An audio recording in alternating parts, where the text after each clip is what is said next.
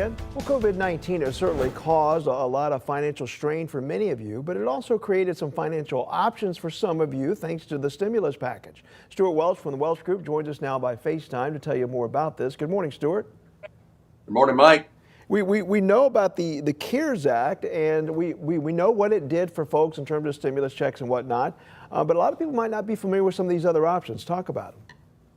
Yeah, let's people do. There are three options we're going to talk about that they didn't have before, and the first one is, Mike, you remember if you turned in the old days 70 and a half, you had to start distributions from your 401k. Well, the new rules are age 72, and you have to take a distribution from your from your IRA.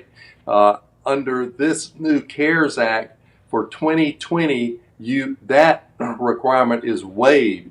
So if you know if you're 72 or older, or if you know someone who's 72 or older, you can avoid taking that distribution this year. And that allows you to leave that money in your IRA and continue to defer it and avoid the income tax this year. So that's the first one. Okay.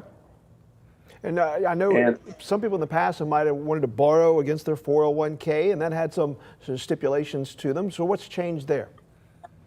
So that's also been relaxed. Under the old rules, you could borrow up to 50% of your vested balance or $50,000, whichever was less. New rules for this year are you can do $100,000, borrow up to $100,000, and 100% of your vested balance. So they've really loosened up the rules there to allow people to go and get money if they need that money. Okay, and what about withdrawals? Did something change there as well?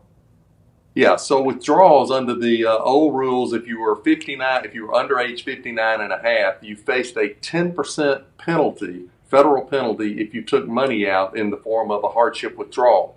Under the new rules, they've waived that penalty. So you have to get in, and Michael, you and I have talked about this many, many times.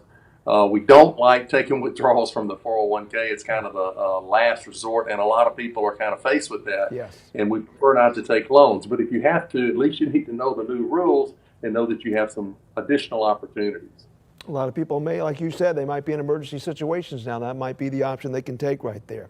All right, well, Stewart Welch from the Welch Group, good information this morning. Thank you, sir. Thank you, Mike. All right. Well, still ahead now. What did the maker